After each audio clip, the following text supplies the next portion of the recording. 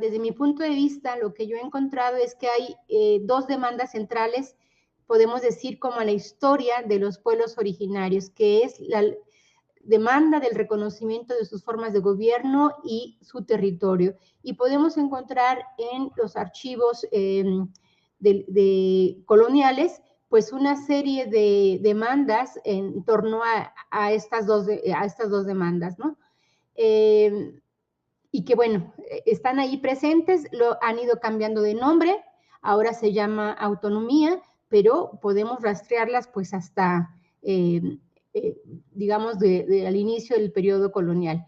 Y bueno, un proceso más reciente que podríamos nosotros incluso como palpar de manera más concreta es tanto el movimiento campesino, ¿no?, de los 80, que fue muy importante a nivel nacional. Bueno, todo lo que tuvo que ver con los 40, 50, 60, 70 respecto a la demanda de la tierra, ¿no? Y bueno, el proceso revolucionario y demás, pero que después de que empieza a colapsar, digamos, la legitimidad de la central campesina, nacional campesina, bueno, empiezan a surgir un montón de organizaciones de carácter independiente y van confluyendo en distintas organizaciones como la UNORCA, como la UNTA, como la Coordinadora Nacional Plan de Ayala, cuyas demandas eran principalmente el reparto de tierras, después fue la producción, la comercialización, en fin. Y este movimiento que se autodenominó campesino también después empezó a transitar a las reivindicaciones de carácter étnico.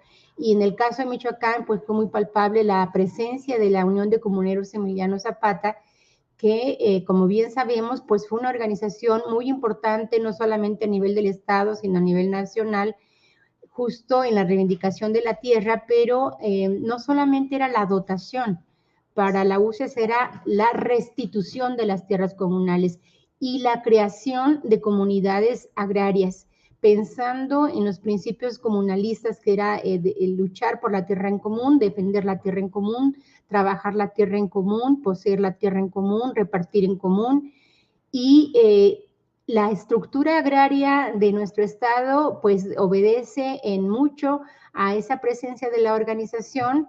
Ellos donaron el archivo al Colegio Michoacán y bueno, pues hay más de 300, hay 600 y tantas cajas, pero digamos que la presencia hasta donde va la sistematización pues va más de 250 más o menos, digamos, núcleos agrarios en donde ellos tuvieron presencia no solamente jurídica, sino también política, ¿no? Entonces, bueno, esa organización en particular transitó desde el movimiento campesino a reivindicaciones étnicas. Ellos decían, bueno, no, un indio sin tierras es un indio muerto, ¿no? Y empezaban a decir, hoy luchamos por la tierra, y el lema de la CEMPA era, hoy luchamos por la tierra y mañana por el poder. Ellos decían, hoy luchamos por la tierra y también por el poder, ¿no? La Coordinadora Nacional Plan de Ayala agrupó a la mayoría de las organizaciones campesinas a nivel nacional independientes. Y bueno, la UCES fue fundadora de esta organización y mantuvo sus principios comunalistas pues hasta, digamos, la presencia de sus dos principales coordinadores. Y después también vamos a encontrar, entonces, bueno, todo eso va dejando huella, ¿no? Y luego están estas organizaciones como la Organización Nacional Purépecha y luego su escisión, Organización Nación Purépecha Zapatista, que empezaban a reivindicar muy a tono pues del movimiento ya indígena, que reclamaba pues justo el reconocimiento de un conjunto de derechos, y la zapatista pues muy relacionada ya con la emergencia del zapatismo en 1994. Entonces, bueno, eso va a tener eco, en particular aquí en Michoacán, principalmente en lo que es la meseta purépecha, porque desde que se dio la reconfiguración municipalista en Michoacán a principios del siglo XIX, en donde se desconoce a los pueblos indígenas como sujetos de derecho, ¿no? De sus formas de gobierno, y después las leyes liberales durante este siglo XIX, pues los busca desincorporar las tierras de los pueblos originarios. Bueno, pues se da la reconfiguración de cabeceras municipales en poblados mestizos. Entonces pierden poder político y pierden en algunas de ellas pues sus tierras corporadas. Y desde entonces se va creando esta idea pues de la reivindicación, como señalé, tanto de sus formas de gobierno como el respeto de sus territorios. Va cuajándose, digamos, a lo largo del tiempo esta demanda, porque además estas cabeceras mestizas pues construyeron una relación de discriminación y racismo político y económico para con las comunidades indígenas, ¿no? No podían acceder a los cargos del ayuntamiento y fueron rezagadas de la distribución de los recursos municipales.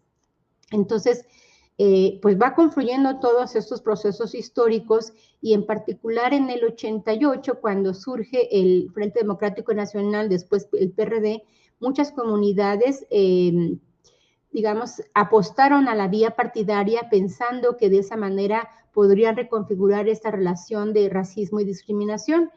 Más o menos, digamos, le apostaron 5 o 6 administraciones y volvió a hacer crisis este modelo partidario, ¿no? Porque si bien incorporaron gente de las comunidades en los ayuntamientos y sí se distribuyó recursos, no fueron lo suficientes, es decir, siguieron acaparando el principal cargo como la presidencia municipal y no se distribuyeron de manera proporcional los recursos, de modo tal que esa alternancia partidaria pues hizo crisis y volvieron pues en algunos ayuntamientos el PRI o ya otras alternativas, algunos otros institutos políticos, ¿no? Nacientes como pues el PT o bueno, el PAN también ya fue cobrando más fuerza política. Entonces, ellos probaron la vía partidaria y no funcionó. Varias comunidades solicitaron formalmente al Congreso la creación de nuevos municipios. Varias de ellas eran cabecera de República de Indios durante la colonia. Esas solicitudes nunca fueron turnadas a pleno, o sea, quedaron guardadas en el cajón. Y después, ¿perdón? En tiempo de Lázaro Batel. Más o menos en tiempos de Lázaro Batel. Y después, en el 2011, silenciosamente se modifica el artículo 44, en donde uno de los requisitos, por ejemplo, que antes señalaba que para crear un nuevo municipio se requerían 10,000 habitantes, lo subieron a 40,000. Entonces, eso cerró la puerta legislativa, digamos. Entonces, probaron la vía partidaria, probaron la vía legislativa y tampoco funcionó. Entonces, cuando empieza a formularse esta idea de que pueden contar con los recursos municipales, pues entonces obviamente encontró eco.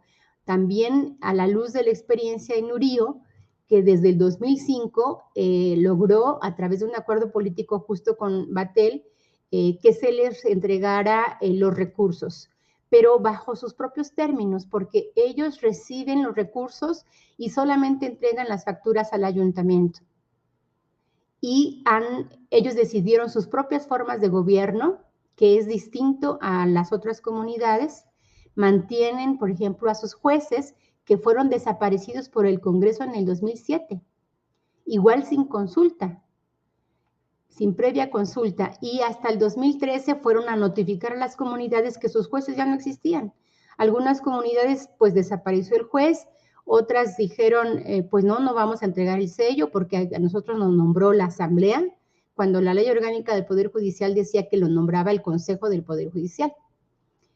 Y entonces, bueno, lo que señalo es, una cosa es lo que dice la ley y otra cosa son las prácticas comunales en el ejercicio de su gobierno. Y otras entregaron el sello y se mandaron a hacer otro. Y el juez sigue ejerciendo justicia, a pesar de que la ley estatal no lo reconozca.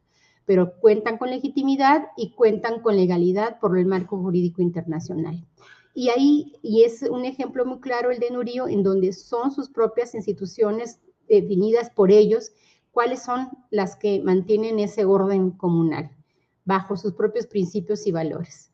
Entonces, a partir de esa experiencia también de Nurío, es que va como formulándose esta idea del presupuesto, ahora llamado presupuesto directo, que empieza a judicializarse en el 2015 justo con la comunidad de Pichátaro, y más o menos 7, 8 comunidades lograron por esta vía de judicialización que se les reconociera este derecho, pero el Tribunal Electoral en 2020 dijo, no, es que esa no es mi materia, ¿no? Mi materia es la electoral, no la administrativa, y entonces cerró la puerta judicial, pero en el 2021 se aprueba esta ley orgánica municipal en donde se reconoce el derecho al presupuesto directo.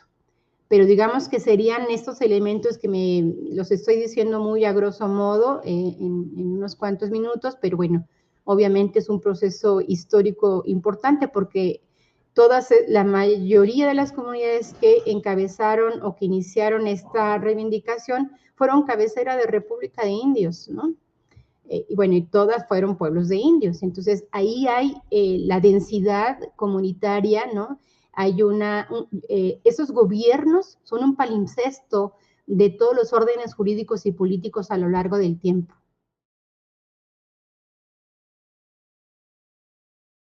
Todas las protocolos, códigos, reglamentos, leyes, reformas no han sido consultadas, pero se dice que es a nombre de las comunidades. Entonces es una terrible contradicción. Esos foros que dicen que son de consulta, pues no son consultas. Los tratados internacionales son muy claros. Es el consentimiento libre, previo y informado de acuerdo a sus propias instancias de decisión, culturalmente adecuada, democrática y de buena fe. Y eso lo plasman en las leyes, pero no lo aplican, no lo respetan. Pero dicen que están hablando a favor de los pueblos indígenas, y a mí me parece que es reproducir una relación colonialista que no reconoce que los pueblos indígenas no solamente son sujetos de derechos, sino también sujetos políticos con capacidad de pensar y hablar y hacer por sí mismos. Hay mucha gente capaz en las comunidades que pueden decir desde su propia voz cuáles son los derechos que quieren que se les reconozca. Y sigue habiendo un grupo de gente que es a la que nombran. Por eso digo, ¿quién nombra en el artículo esto que hablo sobre este tema en pie de página? ¿Quién nombra a los hacedores de las leyes? Y ahí no estamos viendo a gente de las comunidades, o a lo mejor algunos sí, pero la pregunta es, ¿cuentan con la representación de su comunidad?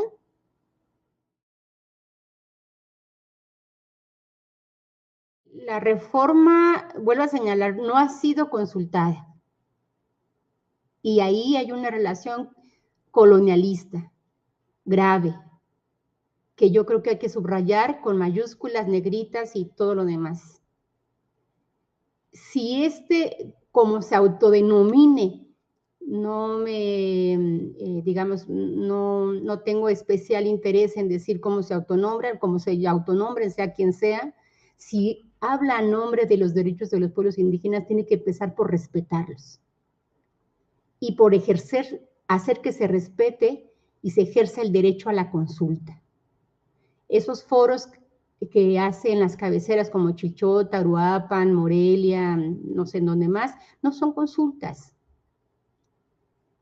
Eso debe ser un primer paso. Cuando se dé ese primer paso, entonces podremos hablar de lo demás. Ahí habrá congruencia entre el discurso y las prácticas. Mientras eso no suceda, se está usurpando la voz de los pueblos indígenas. Participen incluso miembros de las comunidades. O sea, el hecho de que esté tal o cual persona que pertenezca a tal o cual comunidad no significa que se está escuchando la voz de los indígenas. Ellos deben representar la voz de sus instancias de decisión, asambleas generales, barriales, etcétera. No ha habido una discusión seria en las comunidades que puedan expresar de manera clara y contundente cuáles son sus aspiraciones, cuáles son sus reivindicaciones, y la técnica jurídica, digamos, no es tarea menor, pero, digamos, viene después, ¿no? De cómo redactar esas aspiraciones. Pero esa consulta no ha habido ni a nivel nacional ni estatal. Esa reciente reforma que se aprobó en el Estado a principios de diciembre, pues respondió más a tiempos políticos, ¿no? Y electorales. Se aprobó a nivel federal, ya no recuerdo, por ahí por septiembre, y hubo prisa por el representante estatal para demostrar a nivel federal que era la primera entidad en armonizar la Constitución Michoacán con la federal. Hubo prisa por hacer digamos, ese ejercicio político, de decir, somos los primeros a nivel nacional, pero no son los primeros en respetar el derecho a la consulta. O sea, ¿cómo puede elaborarse una ley de pronta y expedita en octubre, noviembre, en 2 meses? Elaborarla y aprobarla. O sea, ni siquiera hubo una discusión seria a la altura de lo que merece las circunstancias dentro del Congreso. Ya era una consigna la aprobación. La pregunta es, ¿quién nombra a los hacedores de las leyes? ¿Y cuáles son sus intereses en esas coyunturas políticos y electorales para posicionarse, ¿no?, en el escenario político nacional? Pues que es una ley a modo, en formato estatal, que no reconoce los derechos fundamentales, que solo trata de construir un discurso que responde diciendo, ahora sí, ¿no? Es tiempo de los pueblos indígenas, es tiempo de su reconocimiento y ya lo hicimos, ¿no? O sea, como si el discurso por sí solo contuviera, digamos, las reivindicaciones principales, y no las contiene. No contiene el derecho a la justicia. El derecho a la justicia se expresa en contar con traductores e intérpretes, y esa no es la reivindicación. La reivindicación es que el derecho indígena sea reconocido a la par que el derecho estatal, en un mismo estatus, no en subordinación. O sea, está bien que cuenten con traductores e intérpretes, pero que les van a decir en su idioma lo que dice el derecho estatal.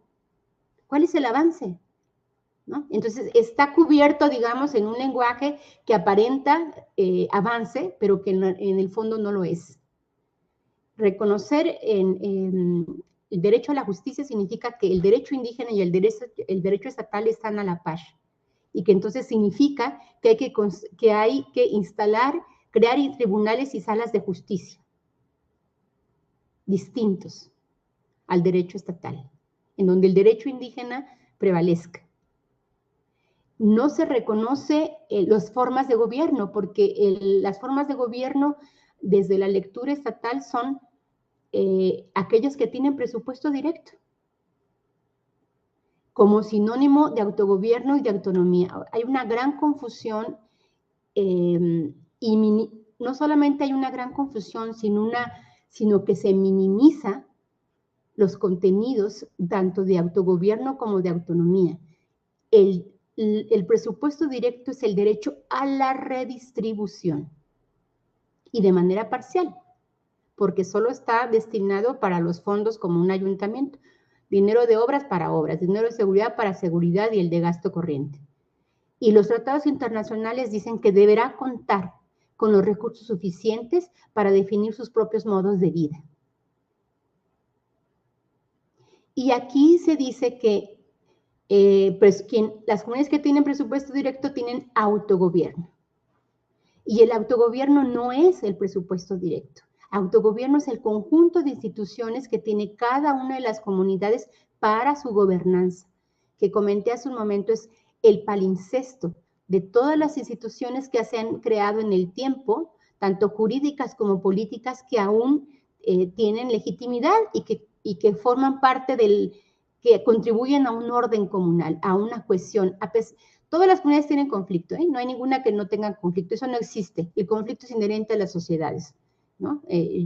No creo que haya en todo el país una comunidad que no tenga conflicto, todas tienen, pero tienen sus propias instituciones de gobierno, sus mecanismos para resolver las diferencias, unas más que otras, ¿no? Otras ya están, digamos, tienen dificultad para la construcción de consensos, pero, por ejemplo, hay comunidades que tienen el cabildo no del ayuntamiento, sino el cabildo de la República de Indios.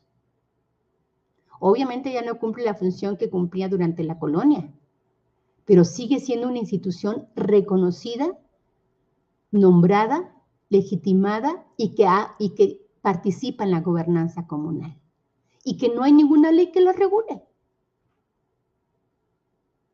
Entonces tenemos el conjunto de instituciones como las religiosas, las político-administrativas, las agrarias, las judiciales y todas aquellas que no, sean nombradas por las propias comunidades, el cabildo, el ayuntamiento, los consejos, pero no me refiero a los consejos de administración, ¿verdad? Bueno, ahora ya se están sumando esos, pero es el conjunto, bajo la gobernanza de lo que cada comunidad determine de acuerdo a lo que ellos denominen como principios y valores que rigen ese orden comunal. Y entonces no es lo mismo que decir que aquellas comunidades que tienen presupuesto tienen autogobierno y ese autogobierno se expresa en los consejos de administración.